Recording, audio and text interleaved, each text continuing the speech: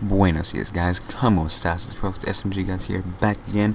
I'm sorry it's been so long since we did this, but it's Zombie History Channel, episode number 4.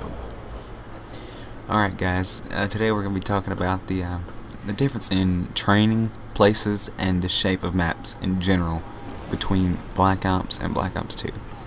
In Black Ops, especially some of the older maps, they were generally more boxed or round, which inside them, generally, they had, according to their shape on the outside, the same shaped training spots. So in Keenan or Toten, it's kind of more of a box shape.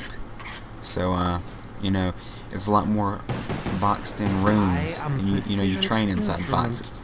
Sometimes, you'll do an oval inside a box, or, you can even do a box train if you know how to do it right. As far as, inside the boxes, I find it easiest just to do like a figure-eight style, to where you start at a corner and do a giant 8 around the room until you get back to that corner and keep repeating it. The one reason I like to use the figure-eight or the side-to-side instead of just the old circle is if you use the old circle and it gets a little later, when they start spawning heavy, you get the respawn, and you'll go around and have them behind you, and then as you're coming around the second time, they'll still be coming out of that window, and you just box yourself in a big circle.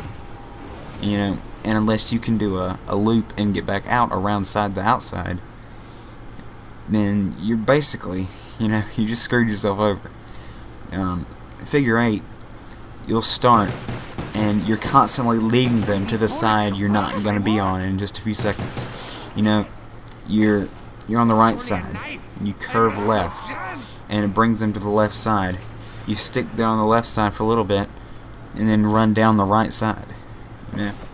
It always leaves you a way out, because they're going to go to where you're at, and if you're on the left side, generally they're going to stay on the left. Now, if you have a gigantic train, you got to take into account of every single zombie. You kind of gotta look at what you've got, because they're gonna start bunching up, and as they bunch up, they're gonna get wider and wider and wider. So you've got to make sure that your training space can, has enough where that doesn't fill your whole gap. Because if you have a gap on the right side, you're gonna run down, but you let the whole train bunch up, and it fills your gap, you just screwed yourself again. So you got to be careful where you pick to train, and how you pick to train. The side to side is great if you have a gigantic room. It's okay if you have a small room, but just to slow things down. Side to side really slows things down. That's all it's used for. You'll see me use the side to side just to get them all together and get them going slower. Because if you have a room and they're running straight at you, they're going to get to you a lot quicker than if you start on one side and just kind of run at a small angle, at a diagonal, towards the other wall. And as they follow you, you do it towards the other wall, and then towards the other wall. You keep going back and forth off these two walls, and you build like a zigzag pattern. But the only benefit of this is if you're doing that planning on going into another room, because it builds a massive crowd. There's no way to get around this massive crowd, because you've built it on the left side and the right and the middle. You're building the crowd with a zigzag form, so you can, when you pull out straight, out of the room. You back out the door, or you walk out the door, whatever, and you stay in a straight line as possible, and then they clash together and start to line up, and you just spray them down. But since you zigzagged them, they're still trying to follow that path, so basically it slows them down to where you can almost take out the whole train, without them getting too close. Again, it's alright for small areas, but it's best in larger areas. For circular rooms and circular maps, generally, a circle works fine. because generally on a circular room, you don't see many of those, but you did see one in Ascension. You know, start room. Circles work absolutely fine because the windows generally are placed mainly on one side. You know, in Ascension, if you stand on where the launch pad is, most of your zombies come from the right. You know, they'll hop down from top, but it takes them so long to do anything. As soon as they hit the ground, you can be past them in, you know, almost halfway through your circle. But that's another important reason you need to walk in the older games. You know, you gotta make sure that they don't catch up with you, because if they see you coming around, you know, they'll just be lazy and go the short way and just cut you off, and then you'll be trapped between a rock and a hard place. But generally circles work on circular rooms and circular maps. Another idea is just trying the whole map. That works wonders, and we even used to do that in Kino, and that's the box. And the worst part about that is there's like 5 million barriers in Kino, so they spawn out of every place in the brother-in-law. But you know, just train the whole map. I mean, you can do that on Derice, even though it's more of a rectangle. You can train there. You can definitely do that on Shinonuma. That's a great strategy. You know, I know it's linked off in, you know, sections, but the best thing to do is when you get a map that's linked off in sections is, you know, take them in and make a long, slow train in that one section until you get back to the front, and then go there and go through the other section.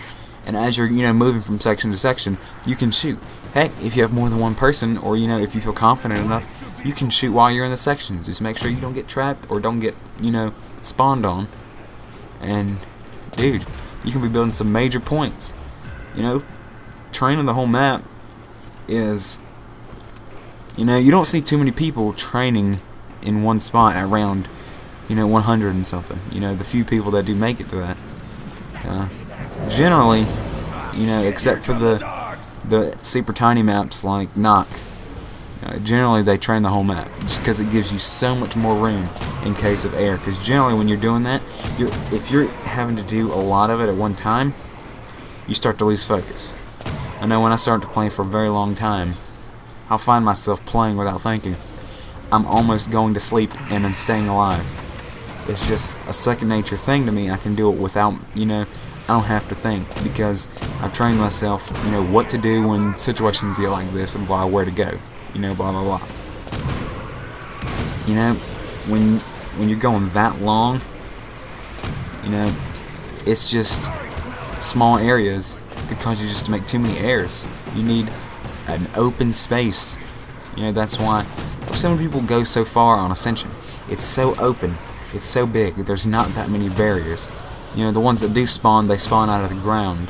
So it's just a lot easier. Ground spawners, believe it or not, ground spawners, unless you get trapped by one, they're so much better than window spawners. They take so much longer to get up. You know, window spawners just hop right out the window. Ground spawners spawn out of the ground, but they take about 30 seconds to get out of the ground. They sit there and wiggle like an earthworm in the ground before they get out. So you've got, you know, all the time in the world. You can run a circle around them. I used to do that, actually. You can run a circle around them while you're waiting. But it's just, if you don't have the tight space, but you do have a lot of open space, you'll make so much better decisions, because generally at that point you won't be really making decisions, you'll just be moving joysticks and buttons. That's basically what it boils down to, because you've zoned out. And that's why, you know, people play that solo, because they play, put it on pause, go to sleep, you know, wake back up and continue it. It's just that type of game. But